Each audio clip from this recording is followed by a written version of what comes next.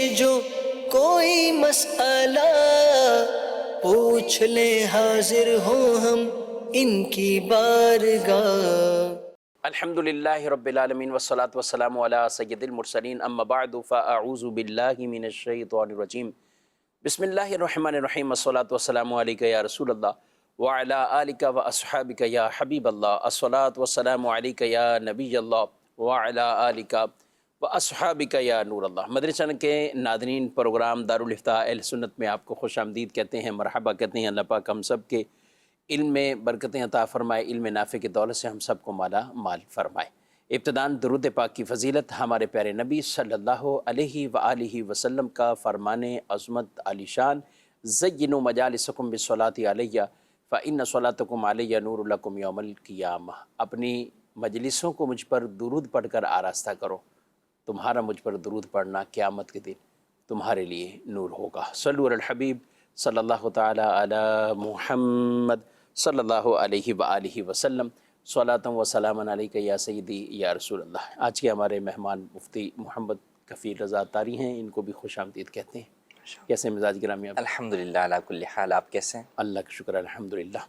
ان دنوں میں بطور خاص حج اور قربانی دونوں ایک ساتھ ہی چونکہ ایام آتے ہیں، اور ایک ساتھ ہی دونوں کے سوالات بھی لوگوں کی طرف سے آ رہے ہوتے ہیں۔ تو ابتدائی طور پر میں یہ چاہوں گا کہ ایک آدمی اپنے آپ پر غور کرتا ہوا یا اپنی مالیت کو دیکھتا ہوا، چاہے مرد ہو یا عورت، تو قربانی کا وہ کیا نصاب ہے کہ جس کے مطابق وہ یہ فیصلہ کرے کہ مجھے اپنی قربانی کرنی ہے، اس کے لیے جانور بھی لینا ہے، تیاری بھی کرنی ہے، اور یہ ابھی ہی معتبر ہوتا ہے یا کچھ دن بعد کا نصاب معتبر ہوتا ہے؟ کیا کہیں؟ بسم اللہ الرحمن الرحیم۔ قربانی کا نصاب 7.5 تولہ سونا یا 52.5 تولہ چاندی ہے۔ اچھا، اس کا جو وقت ہے وہ ہے قربانی کے جو ایام ہیں 10 ذوالحجۃ الحرام، 11 اور 12۔ ان تینوں دنوں میں 12 ذوالحجۃ الحرام کی جو ہے وہ غروب آفتاب سے پہلے اگر کسی شخص کے پاس اتنی مالیت کا مال حاجت اصلیہ سے زائد اس کی ملکیت میں آ جائے تو اس پر قربانی واجب ہوگی، بشرطے کہ وہ شخص شرعی مسافر نہ ہو۔ ٹھیک، دیگر اور بھی کچھ شرائط ہیں؟ اور دیگر شرائط ہیں، جیسے نابالغ پر نہیں ہے، بالغ پر جو ہے وہ ہے۔ مرد ہو یا عورت ہو، دونوں پر ہی قربانی جو ہے واجب ہے، اور اگر صاحب نصاب ہیں تو دونوں پر علیحدہ علیحدہ واجب ہے۔ شوہر کی قربانی بیوی کو کفایت نہیں کرے گی، بیوی کی قربانی شوہر کو نہیں کرے گی۔ اچھا، ہم نے نصاب 2 بیان کیے، 7.5 تولہ سونا یا 52.5 تولہ چاندی۔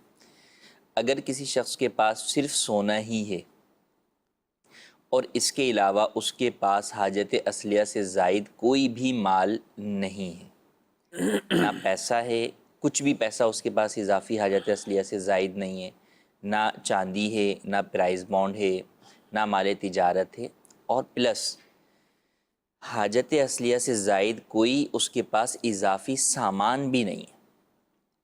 جب ہم زکوٰۃ کی بات کرتے آئے رمضان المبارک کے اندر تو اس وقت ہم صرف ان 4 چیزوں پر بات کر رہے تھے، سونا، چاندی، کرنسی، مال تجارت اور پرائز بانڈ پر، یعنی اموال زکوٰۃ تو مخصوص ہی ہیں، مخصوص تھے۔ لیکن قربانی کا تعلق یہ ہے کہ قربانی کے اندر ان کے علاوہ بھی اضافی کوئی چیز ہے آپ کے پاس جو ان میں سے تو نہیں ہے، جیسے پلاٹ ہے، آپ نے جو ہے وہ ابھی لیا ہوا ہے کہ میں اس کو جو ہے وہ بنوا کے اس میں جو ہے وہ رہوں گا، ٹھیک، ابھی نہیں رہ رہا آپ اس کے اندر، تو وہ آپ کے لیے جو ہے وہ ابھی اضافی ہے۔ یوں ہی آپ کے گھر کا سامان ہے، جیسے ہمارے پاس رمضان میں زکوٰۃ سے متعلق یہ سوال آتے رہے کہ بھئی خواتین کے وہ کپڑے شادی کے جو وہ پہنتی نہیں ہیں تو کیا ان پر زکوٰۃ ہے؟ ان پر زکوٰۃ نہیں، مگر ان کی مالیت کی وجہ سے قربانی واجب ہو جائے گی اگر وہ اتنی مالیت کی ہیں یا دوسرے مال سے مل کر اتنی مالیت کو پہنچ جاتے ہیں۔ یوں ہی گھر کے اندر جو ہے وہ مثال کے طور پہ بہو شادی ہو کر آئی اور اب اس کا فریج جو ہے وہ پیک رکھا ہوا استعمال میں نہیں آ رہا، وہ اس وقت حاجت اصلیہ سے زائد ہے اس کے لیے، تو اگر اس کی مالیت اتنی بنتی ہے خود یا دوسرے مال سے مل کر تو قربانی واجب ہو جائے گی۔ یوں ہی برتن اور دیگر ساری چیزوں کا جو ہے وہ حکم ہے۔ تو قربانی کے اندر جو مال کیلکولیٹ کرنا ہے نصاب کے لیے، وہ سونا، چاندی، کرنسی، مال تجارت، پرائز بانڈ کے علاوہ دیگر حاجت اصلیہ سے زائد کوئی بھی سامان ہے تو بہرحال وہ کیلکولیٹ کیا جائے گا۔ تو اگر کسی کے پاس صرف سونا ہے اور اس کے علاوہ اس کے پاس اور کچھ بھی نہیں ہے، جو کہ عموماً ہوتا نہیں ہے، لیکن بالفرض اگر ہم تسلیم کر لیں کہ بھئی اس کے پاس اور کوئی بھی اس چیز اس کی ملکیت میں نہیں ہے، حاجت سے زائد کچھ حاجت سے زائد، تو 7.5 تولہ سے اگر کم سونا ہے، 7 تولہ بھی ہے، تو اس پر قربانی واجب نہیں ہے، جبکہ کوئی بھی سامان اس کا پاس حاجت اصلیہ سے زائد نہ ہو۔ اور اگر اس کے پاس 1 تولہ سونا ہے اور ساتھ میں جو ہے وہ کچھ پیسے ہیں یا حاجت اصلیہ سے زائد کچھ سامان ہے، تو ان دونوں کی قیمت یقیناً آج کے ریٹ کے اعتبار سے ہم بات کریں تو وہ سونے کی 1 تولہ قیمت ہی جو ہے وہ چاندی کی 52.5 تولہ قیمت سے زیادہ ہے۔ ٹھیک۔ تو جب دوسرا کوئی بھی مال مل گیا تو یہ 52.5 تولہ چاندی کا بھی یہاں پر نصاب جو ہے وہ کیلکولیٹ کیا جائے گا اور اس اعتبار سے قربانی واجب ہوگی۔ 52.5 تولہ چاندی کی قیمت آج کل جو ہے وہ 1,40,000 سے 1,49,000 کے قریب جو ہے وہ اپ اینڈ ڈاؤن جو ہے وہ چل رہی ہے۔ ٹھیک۔ تو اب اس کا جو بالکل فکس آپ کہیں گے وہ تو یہی ہوگا کہ جب 9 ذو الحجۃ الحرام کو مارکیٹس بند ہوں گی تو اس وقت جو چاندی کا ریٹ آئے گا صحیح، تو در حقیقت وہ دیکھا فکس جائے گا۔ ریٹ تو وہی ہاں، بتایا۔ تو اندازہ یہ آپ کو بتا دیا کہ بھئی اگر 1,40,000 کسی کی ملکیت میں ہیں یا اتنی مالیت کا حاجت اصلیہ سے زائد سامان اس کی ملکیت میں ہے، یا کچھ سونا ہے، کچھ چاندی ہے، کچھ سامان ہے، یہ سب مل کر اتنی قیمت کو پہنچ جاتے ہیں تو بھی اس کے اوپر قربانی واجب ہوگی۔ اچھا بھائی، اچھا کسی کے پاس صرف سونا ہے، وہ 2 تولے 3 تولے 4 تولے یعنی 7.5 تولے سونا نہیں، آپ نے جو کہا کہ چاندی بھی نہیں ہے، اضافی رقم بھی نہیں ہے، حاجت سے زائد سامان بھی نہیں ہے، تو پھر ہوگی اس پہ پھر قربانی واجب نہیں ہوگی۔ یعنی یہ نصاب سمجھنا بہت ہے۔ نصاب ہے کہ جس طرح زکوٰۃ میں بھی ہم یہی کہتے ہیں، یہاں پر بس صرف ایڈیشن کیا ہے وہ ہے سامان کا، حاجت سے زائد سامان کا۔ اچھا وہاں سامان پر میں حاجت سے زائد کیا مطلب؟ بعض سردی کے ہیں، گرمی کے، ابھی گرمی کا موسم ہے، تو اب صرف گرمی والا شمار کریں گے یا آگے سردیاں نہیں؟ پورے سال کے اندر جو بھی آپ کی حاجت کے جو بھی سامان ہیں حاجت میں شمار ہوں گے۔ ٹھیک۔ ہاں، اضافی جیسے میں نے آپ کو بتایا کہ بسا اوقات جو ہوتا ہے کہ کسی شخص کی، جیسے گاڑیوں کا سوال ہوتا ہے، تو گاڑیاں ہی اگر کسی کے پاس 4 ہیں لیکن وہ چاروں استعمال کے اندر ہیں تو وہ چاروں حاجت میں آ وہ جائیں گے۔ چاروں حاجت کے اندر جو ہے وہ آ گئی ہیں۔ لیکن اب جیسے مثال کے طور پر کسی شخص کی جو ہے وہ ایک جو ہے وہ کوئی گاڑی خراب ہے ٹھیک۔ اور وہ حاجت میں نہیں ہے، اس نے وہ سب اپنی حاجت سے فارغ کر دیا، ایک یہ کہ یوں خراب پڑی ہوئی استعمال نہیں کر رہا کہ بھئی خراب ہے بنواؤں گا تو استعمال کروں گا، یہ ایک الگ سچویشن ہے۔ یہ تو وہی ہے کہ بھئی دوران استعمال گاڑی خراب ہو گئی اور اب جو ہے وہ آپ اس کو بنانے کا انتظار کے اندر جو ہے وہ، لیکن ایک یہ کہ وہ اضافی جو ہے وہ کھڑی ہوئی ہے، بیکار آپ نے اس کو اپنے استعمال سے نکال دیا، آپ نے نہ بیچ رہے ہیں اور نہ بنوا رہے ہیں۔ ہاں۔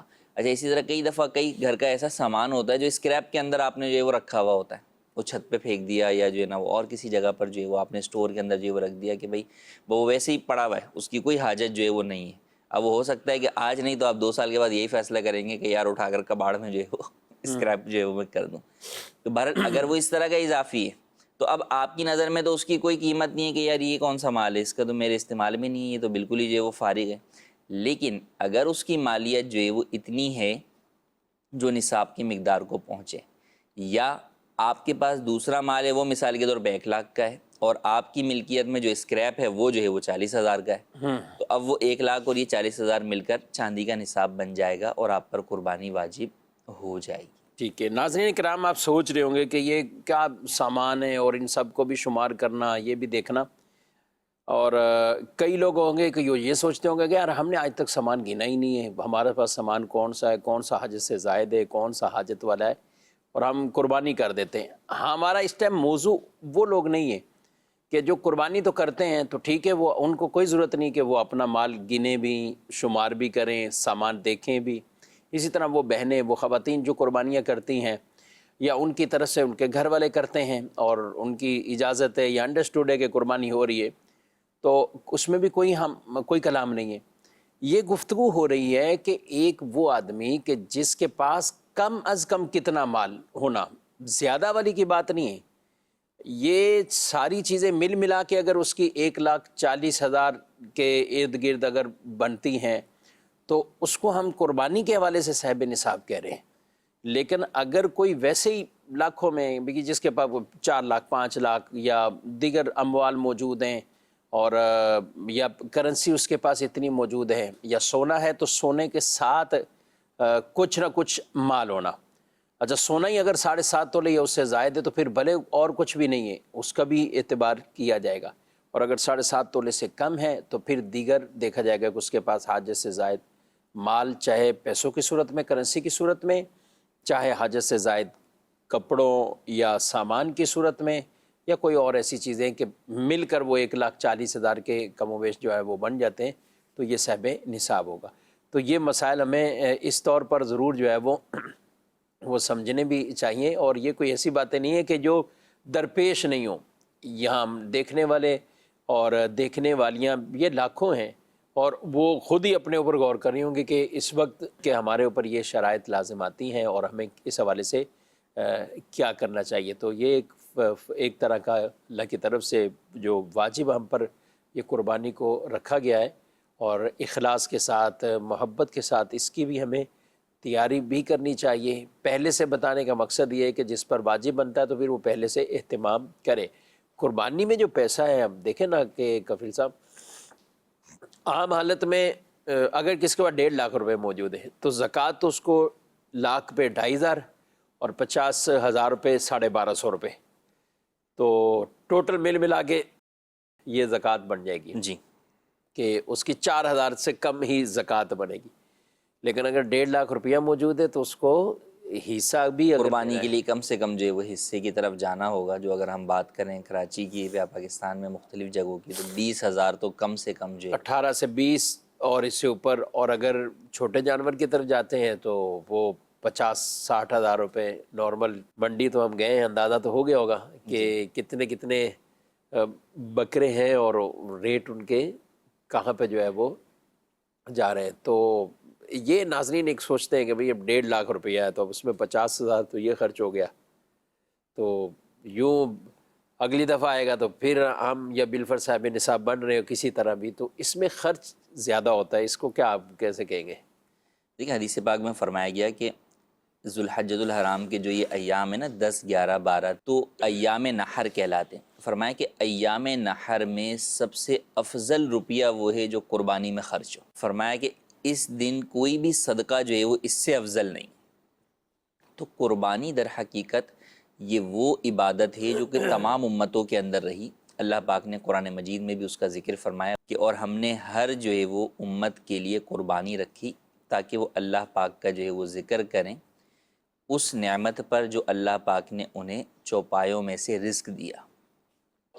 پھر یہ بھی دیکھیں کہ زکوٰۃ جو ہے وہ آپ دیتے ہیں اور دینے کے بعد آپ کا اس میں کوئی نفع نہیں ہوتا، صحیح۔ جبکہ یہاں کیا ہے، خود بھی اس میں سے کھاؤ اور دوسروں کو بھی کھلاؤ۔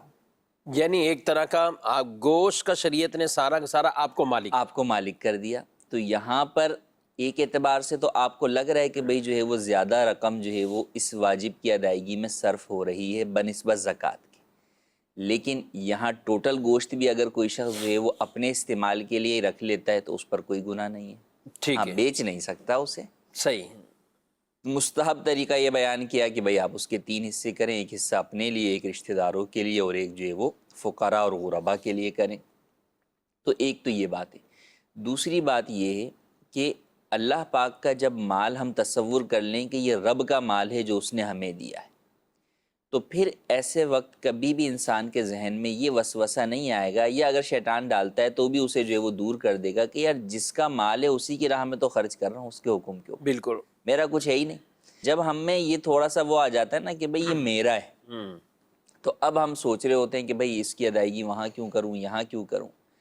تو یہ در حقیقت اس کو آپ یوں ہی سمجھیں کہ بھئی یہ رب تعالیٰ کا مال ہمارے پاس بطور امانت ہی ہے، وہ جہاں جہاں کہہ رہا ہے ہم وہاں جو ہے خرچ کریں، تو اس کی چیز اسی کی راہ میں خرچ کرنے میں کسی بھی قسم کی کا کوئی تردد جو ہے وہ انسان کو نہیں ہونا چاہیے۔ یہ تو اس کی کرم نوازی ہے کہ اس نے ہمیں مال بھی دیا اور اس کے ساتھ اس میں سے صرف 2.5% زکوٰۃ کے طور پہ واجب کیا، صدقہ فطر واجب کیا، اور جو ہے وہ یہ قربانی واجب کی۔ باقی اس کے علاوہ کتنا مال ہے وہ سب کی ہمیں اجازت دی ہوئی کہ بھئی ہر جو ہے وہ جائز اور حلال کام کے اندر جو ہے وہ اسے خرچ کر سکتے ہو۔ صحیح۔ تو لہٰذا ایسے وقت کے اوپر جو ہے وہ اپنے دل کے اندر جو ہے وہ تنگی نہیں لانی چاہیے۔ قربانی سے متعلق یہ بھی فرمایا گیا کہ تمہارے باپ ابراہیم علیہ السلام کی سنت ہے، بال کے بدلے میں اون کے بارے میں پوچھا، فرمایا اون کے بھی ہر بال کے بدلے میں صدقہ ہے، صدقہ ہے، ثواب، نیکی. سوچیں کہ کتنا بڑا ثواب ہے. پھر یہ قربانیاں جو ہے وہ کل قیامت کے اندر پل صراط پر جو ہے وہ سواریاں بنیں گی. سبحان اللہ. تو یہ کتنے فضائل انسان کو جو ہے وہ حاصل ہو رہے ہیں. تو کبھی بھی قربانی کے معاملے میں پیچھے نہیں ہونا چاہیے. اپنی حسب استطاعت قربانی آپ پر واجب ہے تو آپ کم سے کم قربانی کا واجب جو ہے وہ ادا کریں. ہاں طاقت آپ کے پاس زیادہ پورا بڑا جانور لانے کی نہیں ہے تو آپ حصے پر جو ہے وہ اکتفا کیجئے. اللہ نے آپ کو مال دیا ہے تو آپ پورا بڑا جانور جو ہے وہ لے کر آئیں. آپ ایک سے زائد جانور قربان کر سکتے ہیں، آپ وہ بھی جو ہے وہ قربان کریں، اس میں بھی کوئی حرج نہیں ہے. اور زیادہ مال دیا ہے تو آپ کو چاہیے کہ آپ نبی کریم صلی اللہ علیہ وسلم کی طرف سے قربانی کریں اور سب سے بہترین جانور جو ہے وہ حضور کی بارگاہ میں جو ہے وہ پیش کریں. تو یہ تمام چیزیں وہی ہیں کہ انسان کو مال راہ خدا میں خرچ کرنے کے معاملے میں تنگی نہیں ہونی چاہیے. دیکھیں نا، ہم بہت سارے اخراجات ہیں جو کہ بسا اوقات حالات تنگ ہونے کے باوجود کر رہے ہوتے ہیں جو ہم پر واجب نہیں ہوتے. بچوں کی مختلف جو ہے وہ برتھ ڈے ہیں اور جو ہے نا مختلف تقریبات ہیں. اچھا شادی کے موقع کے اوپر جو ہے وہ شادی کے بعد جو ہے وہ کچھ دعوتیں ہیں اور مختلف چیزیں جو ہے وہ چل ہی رہی ہوتی ہیں. اچھا خود آؤٹنگ کے لیے جانا ہے صحیح بات. تو وہ جا ہی رہے ہوتے ہیں، سارے جو ہے وہ اخراجات ادا ہی ہو رہے ہوتے ہیں. تو لہٰذا جب یہ سارے کام ہم کر رہے ہیں تو راہ خدا کے اندر جو ہے وہ شیطان کے ان وسوسوں کی طرف جو ہے وہ ہرگز توجہ نہیں دینی چاہیے، بلکہ ان کے اس وسوسوں کو اس جواب کے ساتھ جھٹک دینا چاہیے کہ رب کا مال ہے اور اسی کی راہ میں خرچ کرنا. ٹھیک ہے، ماشاءاللہ. باقاعدہ گوشت مقصد نہیں ہے، فائدہ تو ہم اٹھاتے ہیں. کچھ لوگ اگر یہ سوچتے ہیں کہ بھئی ادھر ادھر سے سب جگہ سے آ جاتا ہے تو ہمارے پاس ویسے ہی بہت وافر ہو جاتا ہے. تو آپ اس گوشت کو دیکھ کر یہ نہ سوچیں بلکہ یہ سوچیں کہ ان لوگوں نے بھی تو اتنی قربانیاں کی ہیں، انہوں نے بھی قربانیاں کی اور وہ یہ نیکیاں بھی کما رہے ہیں کہ دوسروں کو بھیج بھی رہے ہیں. تو اس بارہ جن پر واجب ہے، ایک کفیل بھائی بعض ایسے ہوتے ہیں جن کو ماشاءاللہ شوق ہوتا ہے. ہمارے اگر ہم دیکھیں اباؤ اجداد کی طرف، بڑوں کی طرف، بوڑھوں کی طرف، تو ایک شوق ان کو، کئی لوگ پورا سال اس کی تیاریوں میں رہتے ہیں. یعنی گویا کہ کچھ لوگ جانور باقاعدہ پالتے ہیں، یعنی وہ اب ایک دو بھی بھلے ان کے جانور ہوں گے لیکن ایک لگاؤ ان کو ہے کہ یہ قربانی کا ہے. جی سارا سال اس کو پورے یعنی اپنے گھر کے یہ کہیں کہ بچوں کی طرح جیسے پرورش ہوتی ہے اس کا بھی خیال رکھنا جی اور اس کو پالنا، سب کچھ کرنا، اور اس میں لگاؤ رہتا ہے. پھر آپ نے بڑی اچھی توجہ دلائی کہ سال کے دوران ہم کئی ایسے خرچے کرتے ہیں جو زیادہ ضرورت ہوتے ہیں. اگر آدمی بالفرض جو نہیں کرنے والا نا قربانی نہیں کرتا تو میں کہتا ہوں کہ یہ سال کے درمیان جو اس طرح کے اخراجات ہیں نا، یہی اگر سائڈ پہ کرتا رہے جی تو ایک دفعہ یہ قربانی کا لطف اٹھائیں آپ.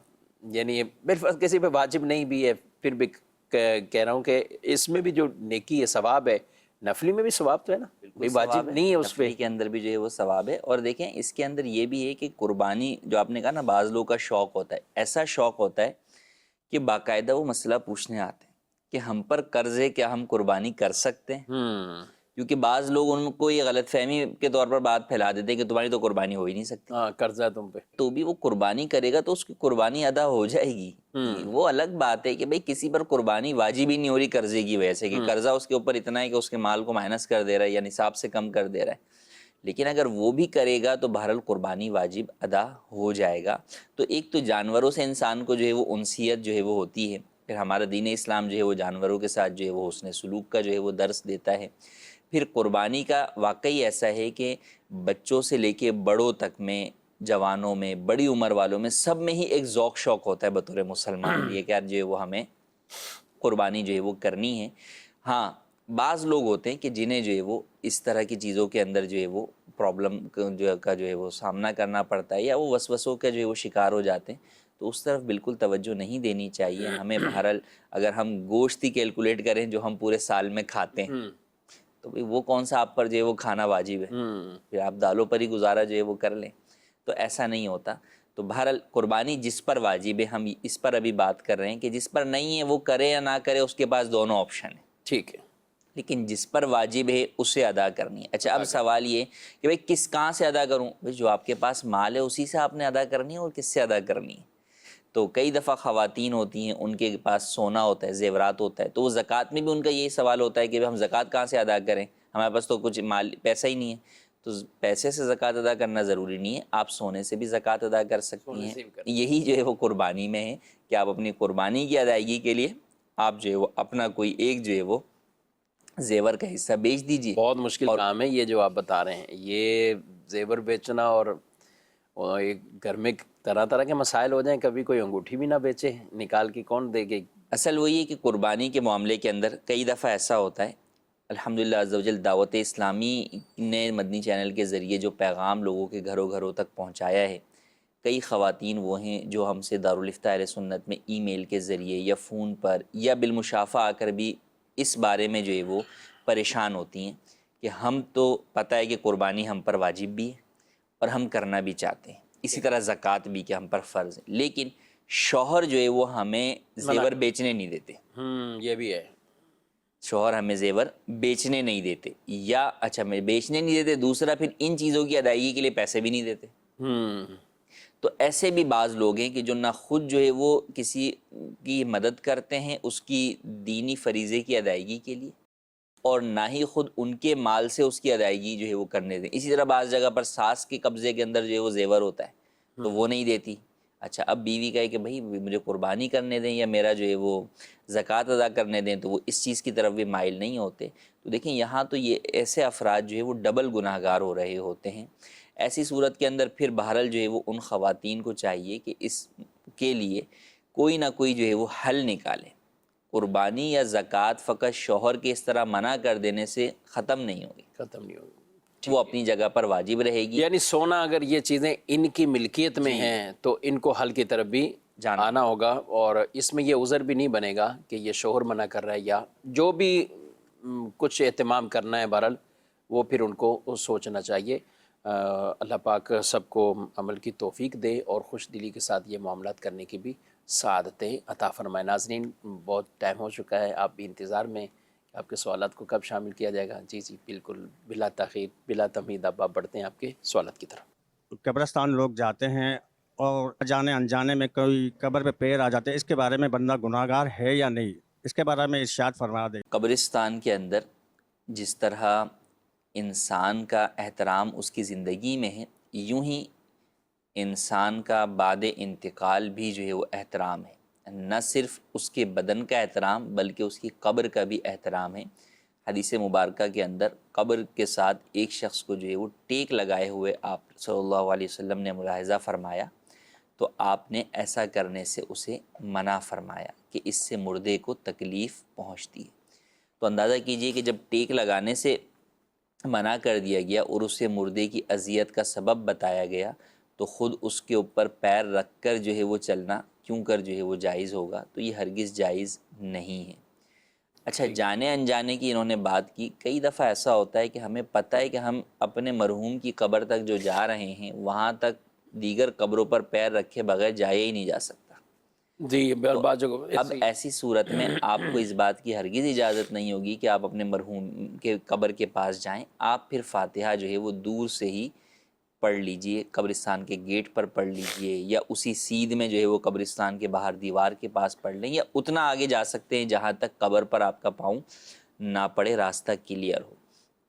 اگر کوئی ایسا راستہ قبرستان میں بنا جہاں پہلے قبریں تھیں اور اب اس کو راستہ بنا دیا قبریں ہٹا کر، اس راستے پر چلنا بھی حرام ہے۔ تو لہٰذا اس بات کا خاص خیال رکھیں۔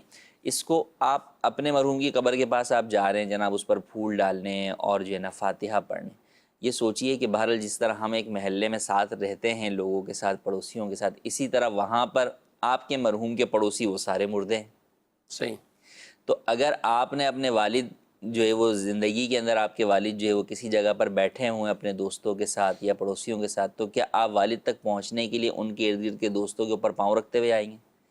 کبھی نہیں جائیں گے آپ، کیونکہ بہرحال اس کے اندر ان کی جو وہ تکلیف بھی ہے، والد کو بھی یہ بات بری لگے گی کہ یار یہ کیسا نافرمان جو ہے وہ بیٹا ہے، اس کو اتنی عقل نہیں ہے کہ میرے تک پہنچنے کے لیے میرے ہی جو ہے وہ دوست احباب کے اوپر جو ہے وہ یہ پاؤں رکھ کے آ رہا ہے۔ تو یہی آپ یہاں گمان کر لیں کہ والد کو ان کے دیگر مردے بھی شکایت کرتے ہوں گے کہ یار یہ دیکھو تمہارا بیٹا جو ہے وہ ہمارے اوپر جو ہے وہ پاؤں رکھ کر آ رہا ہے۔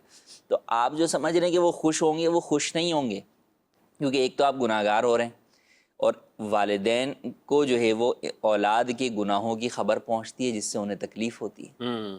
تو لہٰذا ایسا ہرگز نہ کریں. اگر آپ کے جو ہے وہ مرحوم کی قبر جو ہے وہ اندر ہے اور آپ وہاں پر قبر پر پاؤں رکھے بغیر نہیں جا سکتے, کوئی راستہ کلیئر نہیں ہے, تو پھر آپ باہر سے ہی فاتحہ اور اصال ثواب کریں, وہ انہیں پہنچے گا. ٹھیک ہے. اس کے لیے دور و قریب جو ہے وہ ضروری نہیں ہے.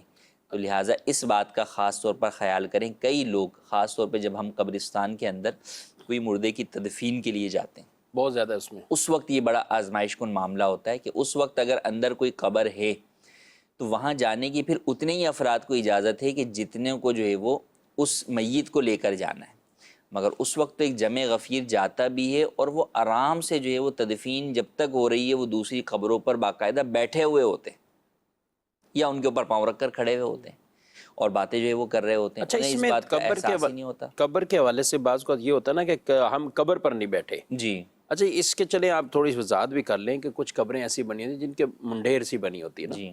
ایک قبر ہے اور اس کے پاس ہی چھوٹی چھوٹی دیوار بنائیں, منڈیر بنا لیں, 2 بلاک لگے ہوئے ہوتے ہیں. ایک یہ ایریا قبر کا ہوتا ہے, ایک بالکل اوپر ہوتا ہے. جی. کچھ قبر کے 2 سٹیپ بنے ہوتے ہیں بھائی. ایک تو قبر ہے یا وہ اوپر دکھنے کے اعتبار سے یہ, پھر آگے سے یہ, جی. پھر یہ سیڑھی نما بنا ہوا. اب یہ تو بنائی آپ نے بالکل بیٹھنے کے لیے نا, تسلی کے لیے کہ جو بھی آئے تو آرام سے بیٹھ جائے یا پاؤں رکھے. اب پھلانگنے والے بھی یہ کرتے ہیں کہ ہم نے اس پہ پاؤں رکھا اور یہ بیچ والا چھوڑ کر یہ پاؤں رکھا, منڈیر سے منڈیر چلے, ہم دیوار سے دیوار چلیں یہ پھلانگنے کا جو بھی حکم. لیکن یا چلنے کی کبھی ضرورت ہو تو یہ دیوار کا بھی یہی ہوگا, قبر کا یہ دیوار کے اوپر تو آپ چل سکتے ہیں جبکہ وہ دیوار واقعی جو ہے وہ نیچے والی دیوار پر ہی ہو, قبر پر نہ ہو. قبر پر نہ ہو. کیونکہ یہ جب یہ والا اسٹیپ ہوتا ہے نا تو اب اس کے اندر یہ جو اگلے اسٹیپس ہیں یہ تو قبر کے اوپر ہی جو ہے وہ آ رہے ہیں. تو واقعی اگر کوئی اسٹیپ ایسا ہے جو نیچے جو قبر کی جو میت کے ساتھ جو اس کی دیوار مٹی کی بنی ہوئی اس کے اوپر بنی ہوئی ہے اس پہ آپ نے پاؤں رکھا تو وہ شمار نہیں ہوگا. لیکن وہ یہ کہ اس طرح جانے والے عموماً احتیاط نہیں کر رہے ہوتے اور وہ اس میں بھی پڑیں گے, وہ اس کے اندر بھی جو ہے وہ پڑے جاتے ہیں. پھر قبر بسا اوقات جو ہے وہ اوپر جو اس کا وہ بنایا جاتا ہے, جب ایک وقت گزر جاتا ہے تو وہ اوپر کا حصہ جو ہے وہ چھوٹا ہو جاتا ہے.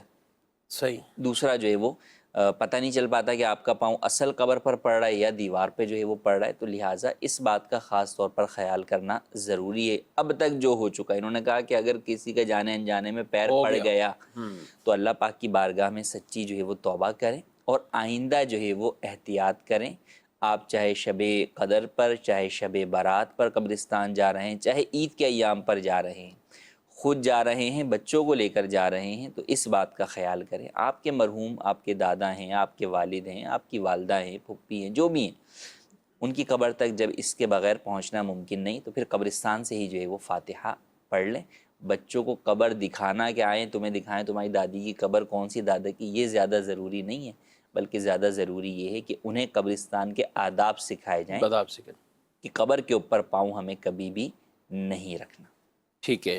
اور ہم ظاہر انہی چیزوں کی بات کر رہے ہیں کہ جہاں ایسی قبریں بنی ہوئی ہیں اور جہاں جا سکتے ہیں, جہاں جا سکتے ہیں وہاں بالکل جو ہے وہ جانا چاہیے. اب کئی جگہوں کے اوپر جہاں پر قبرستان انتظامیہ باقاعدہ طریقے سے قبریں بناتی ہے اور اس میں ہر قبر کے درمیان پورا راستے کا شروع سے ہی اہتمام کرتی ہیں.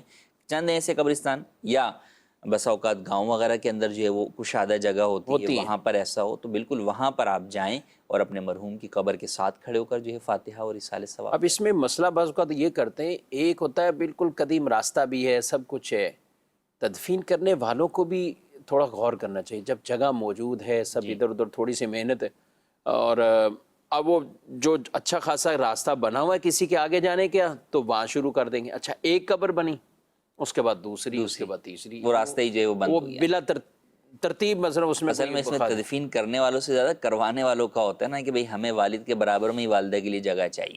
ایک یہ ہوتا ہے. دوسرا یہ کہ جیسے ہم کراچی شہر کی بات کریں تو یہاں گرکن کوئی محلے کے لوگ نہیں ہوتے, عام نہیں ہوتے. یہ جائیں گے قبرستان, رابطہ کریں گے, ابھی قبر ہے کیا ہے, وہ ان کو نشاندہی کریں گے کہ ہمارے پاس اتنی قبریں اور فلاں فلاں پوائنٹ پر فلاں فلاں جگہ پر موجود ہے. اور پنجاب کے کئی علاقوں میں ایسا نہیں ہے, جو قبرستان تو ہیں, سب کچھ ہیں, اور وہاں پہ باقاعدہ جیسے مزدور مستری بھیجے جاتے ہیں نا کہ آپ قبر کھدوائیں. اب جو جا رہا ہے بندہ ساتھ, وہ 1-2 ہوں گے کہ جنہوں نے جگہ کا تعین کرنا ہے کہ کہاں قبر بنی. تدفین والے تو 100 آئے, وہ تو جو قبر ہوگی اسی میں ہی تدفین کریں گے اور چلے جائیں گے.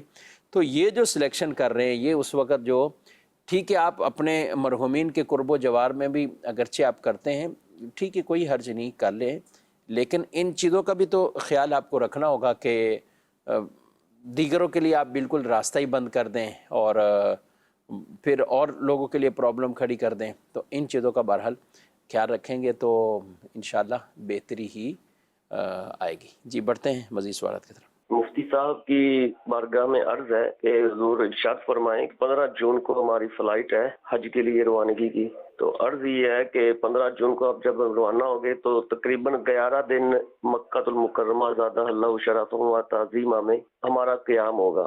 آگے پھر مینا شریف روانگی ہو جائے گی. تو کیا ہم وہاں مسافر ہی رہیں گے یا مقیم کی کوئی صورت بنے گی؟ کیا ہم پر قربانی واجب ہوگی حج کی قربانی کے علاوہ؟ تو یہ ارشاد فرمائیں. دوسرا میرا سوال یہ ہے کہ احرام والا تکیے پہ سر رکھ کر سو سکتا ہے؟ اس حوالے سے بھی رہنمائی فرمائیں. مینا سے جانے سے پہلے ماشاءاللہ 15 جون کو آپ کی فلائٹ ہے. اللہ پاک آسانیاں فرمائے، حج مبرور کی سعادتیں عطا فرمائے. دعاؤں میں یاد رکھیے گا اللہ پاک قدم قدم پر آپ کو بھی نیکیاں عطا فرمائے. 15 جون کو ان کی روانگی ہے، 11 دن بن رہے ہیں، پھر مینا کی طرف چلے جائیں گے. تو ظاہر 15 دن ان کو مکہ مکرمہ میں نہیں ملے. اگر آپ مینا جانے سے قبل کوئی بھی حاجی 15 دن پہلے مقیم ہو گیا مکہ المکرمہ کے اندر، تو اب ایسی صورت کے اندر وہ شخص جب مقیم ہو گیا تو وہ ان ایام حج کے اندر بھی مقیم ہی قرار پائے گا. مینا جانے کی وجہ سے وہ مسافر قرار نہیں پائے گا. تو لہٰذا اس کے اوپر سالانہ قربانی واجب ہوگی بشرطے کہ وہ صاحب نصاب ہو. اب اسے اختیار ہے کہ چاہے وہیں کر لے چاہے پاکستان میں کروا لے اپنی قربانی. ہاں پاکستان میں کروائے تو اس بات کا خیال کرے کہ دونوں جگہ پر وقت قربانی پایا جائے، وہاں عرب میں بھی قربانی کا وقت ہو اور یہاں بھی ہو. اچھا اگر پہلے جو ہے وہ آپ کا وقت 15 دن کا نہیں ہے جیسے آپ نے جو ہے وہ بیان جو ہے وہ کیا ہے، تو اب ایسی صورت کے اندر آپ مینا جب پہنچے تو آپ شرعی مسافر ہی ہیں، کیونکہ آپ مکے میں بھی شرعی مسافر ہی تھے. تو آپ پر قربانی واجب نہیں ہوگی بشرطے کہ آپ 12 ذوالحجۃ الحرام کو غروب آفتاب سے پہلے مکہ المکرمہ نہ آ جائیں.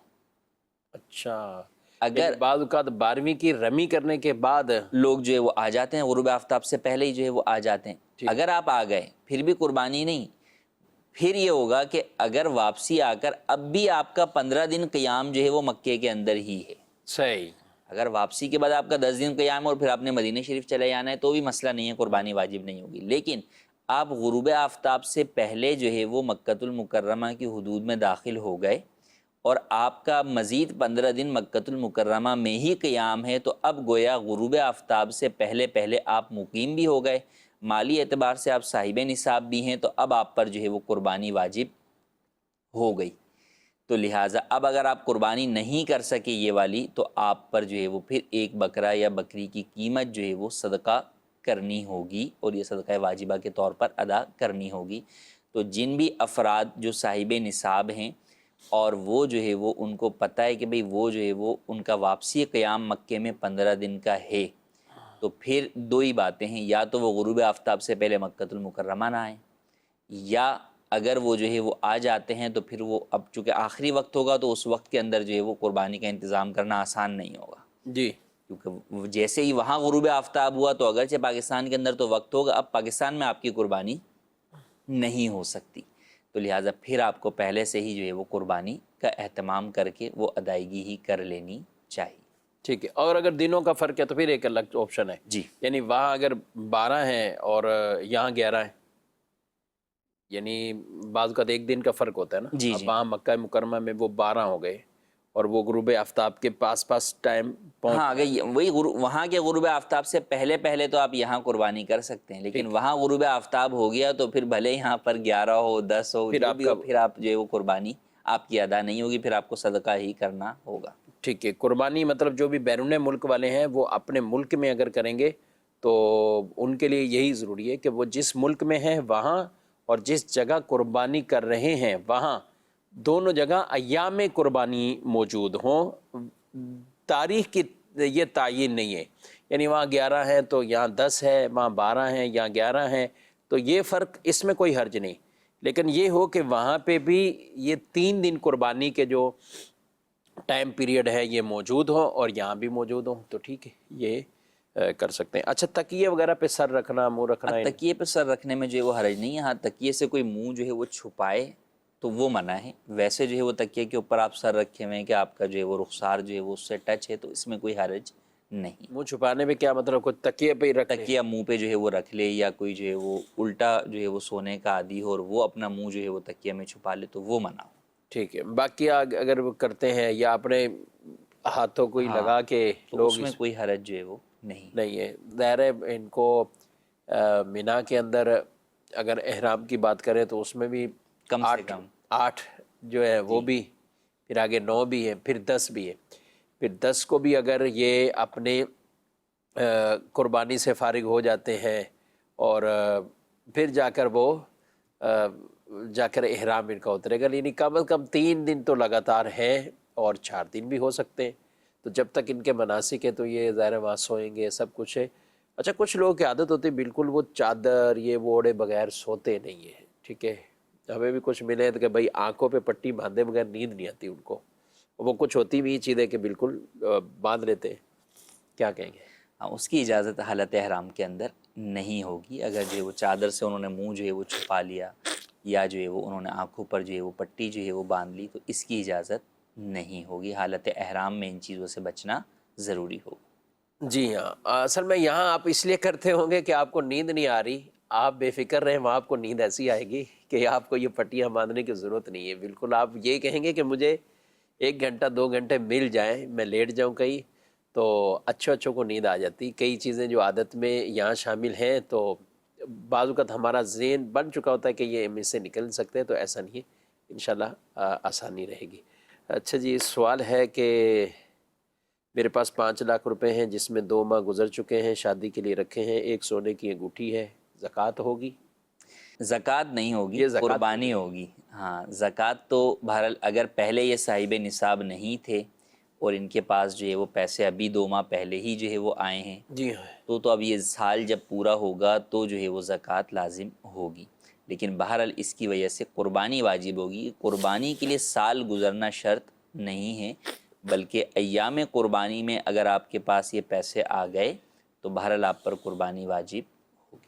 اچھا انہوں نے لکھا 5 لاکھ، اب 5 لاکھ اچانک تو نہیں کہ ایسے ہی آ گئے، یا کسی نے چلو گفٹ دے دیے تو چلو ان کو آ گئے یا وراثت میں ان کو مل۔ بس اوقات وہی ہوتا ہے کہ BC لوگ جو ہے کمیٹی وغیرہ جو ہے کے اندر جمع کر رہے ہوتے ہیں، تو اب اس کے اعتبار سے دیکھیں، اگر مثال کے طور پہ آپ نے کمیٹی جمع کی شروع ہوئی اور آپ نے 10-10 ہزار روپے کی جگہ کے جمع کرتے رہے اور جب آپ کے 4 لاکھ وہاں پر جمع ہو گئے تو آپ کی BC کھل گئی، تو اب یہ در حقیقت آپ ابھی یہ کاؤنٹ نہ کریں کہ یہ 4 لاکھ آپ کو ابھی ملے ہیں، نہیں، بلکہ آپ کا نصاب اس وقت شروع ہوگا کہ جب آپ نے نصاب کی مقدار پیسے جمع ہو گئے تھے۔ مثال آپ کے پاس اور کچھ بھی نہیں تھا تو جس وقت آپ کے پاس آپ کے وہاں پر کمیٹی کے اندر 1,40,000 روپے جمع ہو گئے یا ان پچھلے سالوں میں نصاب کچھ کم تھا تو اگر اس کے مقدار جو ہے وہ آپ کے پاس وہاں پر جمع ہو گئے تھے تو اس وقت سے زکوٰۃ کا سال آپ کا بہرحال جو ہے وہ شروع ہو گیا تھا، تو پھر آپ کو اس تاریخ سے یا اس مہینے سے جو ہے وہ اپنے زکوٰۃ کے سال کی کیلکولیشن کرنی ہوگی۔